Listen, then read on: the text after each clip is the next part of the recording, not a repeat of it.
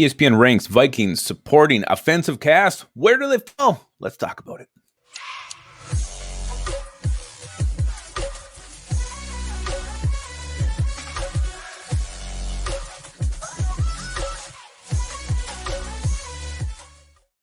All right, welcome back to Onebar and Lupagus show. I am Lupagus, and thank God ESPN's out there giving us some content. We are in the slowest doldrums of the season, late June, early July. It is as dead as it gets around Viking world. But Bill Barnwell, our old pal Billy Barnwell, ranked all 32 NFL teams supporting cast offensively.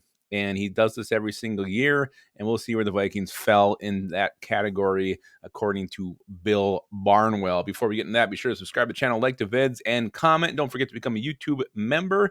A couple bucks a month gets you exclusive content that I'm going to work on getting some more stuff up there very soon, including around training camp. We'll start telling old training camp tales of Onebar and Lupagus, true stories that happened to us at training camp. So that'll be very interesting. Before we get into Bill Barnwell again, subscribe, like, comment, and become a YouTube member. Also get it drawing for a Onebar and Lupagus swag, which will be happening very soon because June is almost over. All right, let's talk about Bill Barnwell. Basically, he ranks every team's offensive supporting cast. He's got some rules that he goes by, so we'll go over those here quickly. Only about on-field performance for the 2023 season, so he's projecting ahead. Injury history and suspensions matter. Wide receivers are weighted more heavily than running backs or tight ends. That is very interesting. Focus is on elite players and a team's top 5 contributors. So those are all the factors. Oh, efficiency matters as well. So those are all the things he factors in. Just to give you guys a little bit of context here at the ass end of this thing, he's got the Texans ranked 32nd, Panthers 31st, and the Cardinals, Arizona Cardinals 30th. So that gives you the ass end. Let's go to where the Vikings fall. Packers are at 28, by the way. We are at 21, still no Vikings. We are down to 15, still no Vikings. We're into the top 10, still no Vikings. We're getting down there, and boom, there's the Vikings sitting at 6. Get the Vikings supporting offensive cast ranked as the 6th best in the entire NFL. Let's see what he says.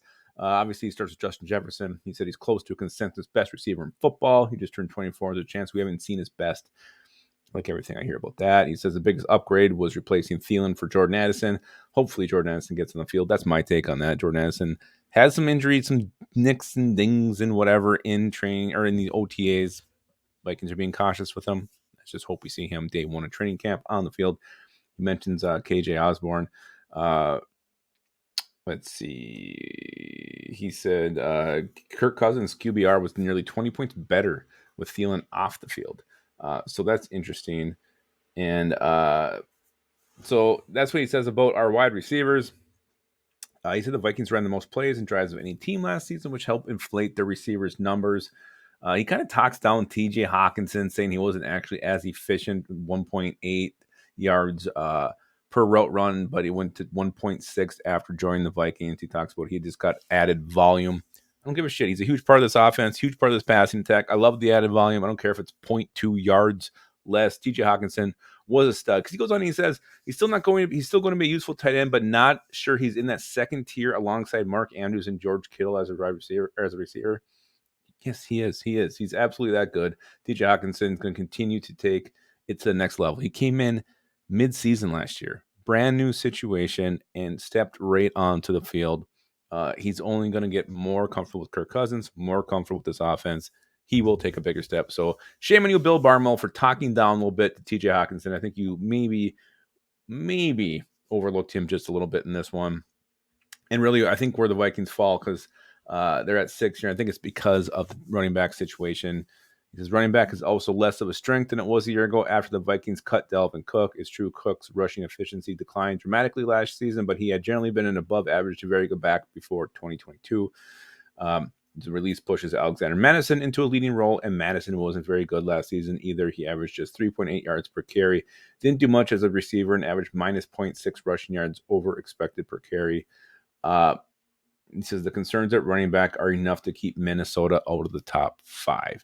Well, the thing with Madison, I mean, the dude barely got a sniff last year, and not even enough to get where he can get worked into a groove, worked into a rhythm. He just had spot carries pretty much every single game last year. So I don't know. I don't think that's even really fair about Madison, but I get it. So puts the Vikings at 6 overall. Last year he had us at 4.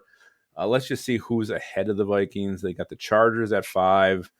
Again, that makes sense, I guess, even though their receivers always seem to be injured. Keenan Allen, Mike Williams, and now Quentin Johnston joins that mix. He's got the Seahawks at 4. Really stacked receivers, Metcalf, Lockett, Smith, and Jigba. And they got Kenny Walker, and they drafted Zach Charbonnet, so they got some power there at running back. Noah Fant hasn't really quite broken out yet. But anyway, that's the Seahawks. You got the Eagles at 3. Obviously, that makes sense. Bengals at 2. Yeah, they got weapons all over there. And then the Niners at 1. So Vikings 6. I don't know. I think he maybe. I really think the Vikings probably should be in the top 5 or 4 on the ass end of that. I think he didn't respect TJ Hawkinson enough. And I know he has his rules he goes by. Maybe that's why. But even Alexander Madison, he may not be super efficient, but I think he's going to get well over 1,000 yards. The question with me and the Vikings and running back is, are they going to use him enough? I just, again, we're a passing team. We're Kevin O'Connell's the head coach. This will be a passing offense. Pass first. It's always going to be pass first. Yes, Josh Oliver comes in. And, it's funny you didn't even mention Josh Oliver in any of this. Maybe he's just taking the top tight end. I don't know. But we're a passing team. That's what we're going to be. So the run's always going to be second. Pass is always going to be first. So, yes, Cook, we're going to miss the home runs. We're going to miss the way he could bust off a run, get us back into a game. We saw him do it in Buffalo. He did it with the Indianapolis game when we were shitting on ourselves. That's what he brings to the table. That will be gone with Alexander Madison toting the rock. But, again, we're a passing team, so I'm not overly worried about that. But 6, to me, just a hair low. I would have gone maybe 5 or 4 for the Vikings. Let us know in the comment, do you agree with Bill Barnwell's rankings of where he has the Vikings supporting cast offensively? Should it be higher? Should it be lower? Let me know in the comments. And also remember, keep your skull in your hole.